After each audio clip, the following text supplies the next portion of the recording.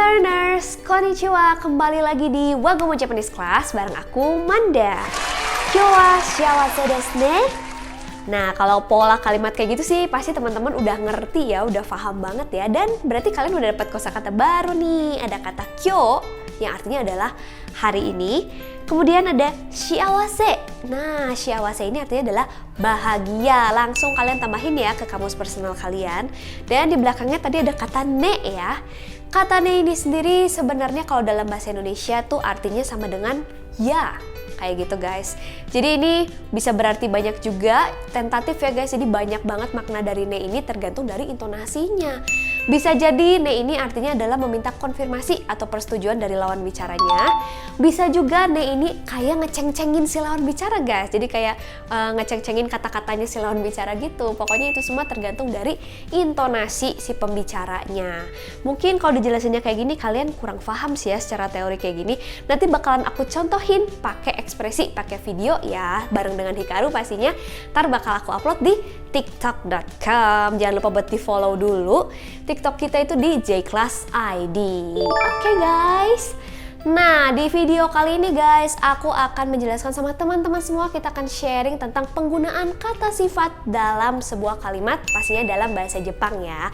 So, sebelumnya mau nanya dulu nih, kamus personal kalian udah sampai mana guys? Sudah berapa banyak nih kosakata yang kalian tambahkan ke kata benda, kata sifat na, kata sifat i, dan kata kerja? Hayo, jadi aku tagih kan? Pokoknya teman-teman harus selalu berprogres ya si kamusnya itu. Dan kalau bisa kalian langsung tag aku aja deh di story. Jadi kalian storyin tuh kamus personal kalian. Dan jangan lupa buat mention JClassID biar aku tahu kalian tuh udah sampai mana sih, atau konsisten apa enggak sih belajarnya. Dan kalau kamu menemukan kosakata bahasa Jepang, kalian misalkan nemu di mana gitu, terus lah ini masuknya ke kata apa ya kak? Kamu boleh tanya aku kapanpun. You can ask me anytime guys. Rumus subjek ditambah wa ditambah predikat des itu berlaku apabila predikatnya diisi oleh kata sifat ya, baik kata sifat na maupun kata sifat i teman-teman. Seperti di gambar ini ya. Nah, sekarang aku punya dua contoh kalimat, coba teman-teman perhatikan. Di sini yang pertama ada kata sifat na, yaitu shiawase. Di yang kedua ada kata sifat i, yaitu atsui ya, seperti ini. Nah, aku bacain dulu kalimatnya. Yang pertama, kyou wa shiawase desu. Kalimat kedua, kyou wa atsui desu. Nah, rumus yang kita pakai ini cuma bisa dipakai kalau teman-teman mau membuat kalimat pernyataan atau kalimat positif dan juga kalimat bertanya atau kalimat tanya yang di ujung kalimatnya itu ada huruf K. Tapi kalau teman-teman mau membuat kalimat negatif atau kalimat yang menyanggah ya, nah rumus itu nggak bisa dipakai guys. Jadi nanti akan ada catatan-catatan khusus yang teman-teman perlu ketahui. Terutama kalau kata sifatnya itu adalah kata sifat i guys. Kalau kata sifatnya kata sifat na, itu simpel sih. Teman-teman tinggal samakan saja perubahannya, baik untuk kalimat positif, kalimat negatif, dan kalimat tanyanya dengan kalimat yang predikatnya itu adalah kata benda. Sama persis rumusnya. Jadi ingat aja kata sifat na itu sama rumusnya dengan kata benda ya. Seperti itu guys. Jadi misalnya nih, desnya tinggal langsung saja kita ganti dengan dewa arimaseng atau ja arimaseng. Kayak gitu doang, simple banget, sama persis. Tapi untuk kata sifat i, khusus untuk yang predikatnya kata sifat i ini itu nggak bisa dipakai ya. Ja arimaseng, baik dewa arimasengnya juga itu nggak bisa dipakai. Jadinya akan ada kasus spesial nih teman-teman. Sekarang coba perhatikan dulu kalimat ini ya. Yang atas tulisannya kyou wa shiawase dewa arimaseng. Yang bawah tulisannya adalah kyou wa atsuku nai desu. Kedua kalimat ini bermakna tidak alias menyanggah guys, atau kalimat negatif ya. Loh, itu di kalimat kedua kok ditutup sama kata des? Katanya kalimat negatif. Emang itulah guys saktinya huruf i dalam bahasa Jepang. Biarpun ditutup sama des, itu tetap kalimatnya menjadi kalimat negatif.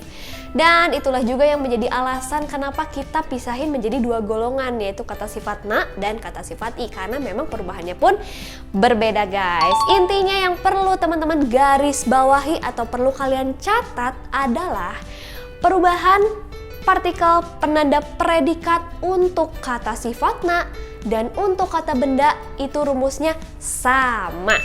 Itu aja ya yang perlu teman-teman ingat.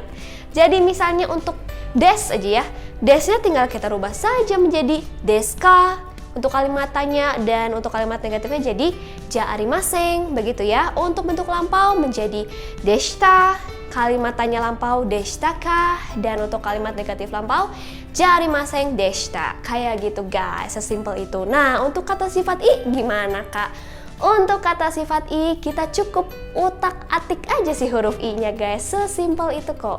Nah, berikut ini aku akan memberikan sama teman-teman semua rumus sakti pola perubahan kata sifat i ya.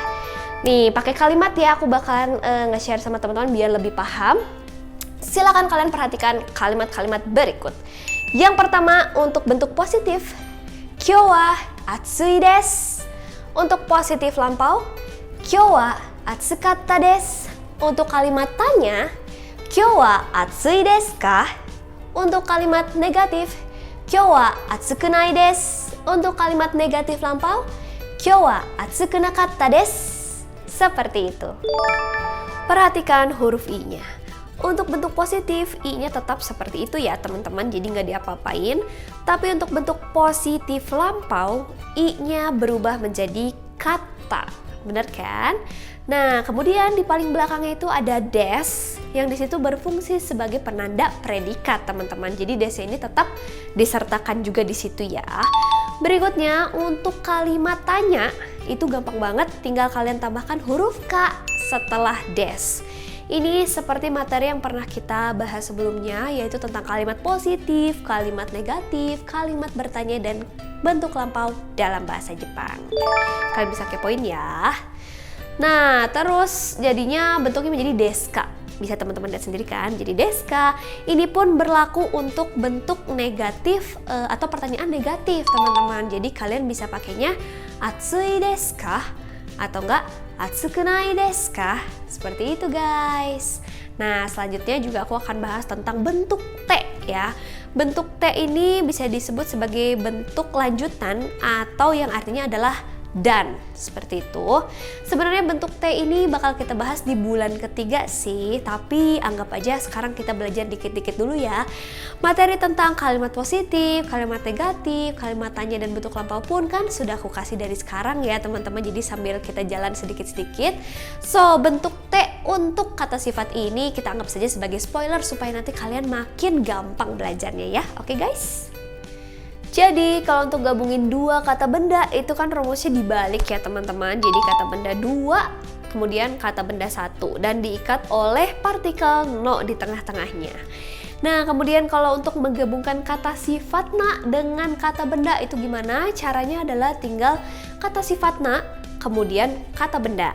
Jangan lupa di tengah-tengahnya dikasih partikel na ya teman-teman. Kemudian kalau mau menggabungkan kata sifat i dengan kata benda itu juga gampang banget. Kalian tinggal tuliskan kata sifat i-nya dulu, kemudian kata bendanya. Nah, biasanya nih kata sifat i kan sudah include huruf i. Jadi kalian nggak perlu tambahin huruf i lagi tuh teman-teman, tinggal langsung disatuin aja. Sesimpel itu kok, seperti yang pernah aku jelasin sama teman-teman di materi yang ini. Rumus atau cara menggabungkan kata dalam bahasa Jepang. Nah, yang aku maksud bentuk T barusan adalah untuk menggabungkan dua kata sifat nih teman-teman. Misalkan kalian mau bilang Manda itu orangnya baik hati dan ramah. Nah, bahasa Jepangnya menjadi Manda-chan wa yasashikute shinsetsu desu. Kayak gitu. Kalian jadi dapat kosakata baru nih guys. Ada yasashi yang artinya baik hati, kemudian ada shinsetsu yang artinya adalah ramah. Wah, langsung tulis ya di kamus personal kalian. Jadi kalau kalian perhatikan perubahannya ya, yasashi menjadi yasashikute. Jadi i-nya itu berubah menjadi kute.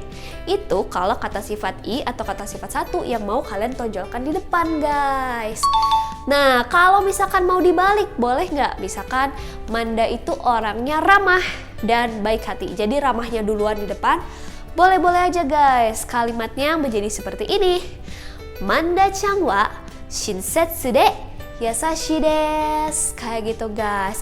Tar dulu, kalian teh ngomongin Manda ini atau Manda yang lain? Kalau ngomongin aku, wah ureshi. Arigato teman-teman. Jadi kayak gitu ya, kalau kalian perhatikan, kalau misalkan kata sifat naknya yang di depan, itu kita makainya adalah huruf D, bukan pakai kute lagi ya.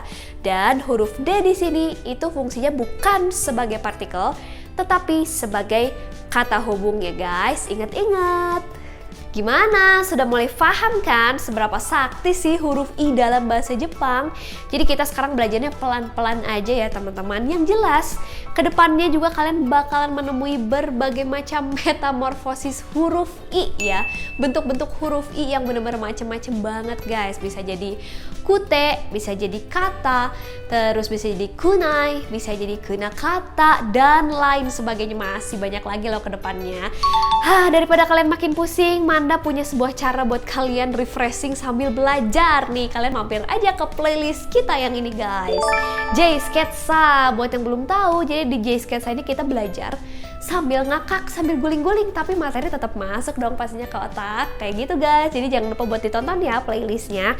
Buat teman-teman yang mungkin ada yang gak ngerti materi tentang hari ini, kalian bisa tanya atau diskusi di grup WA Premium. Nanti akan aku bantu jawab di sana ya.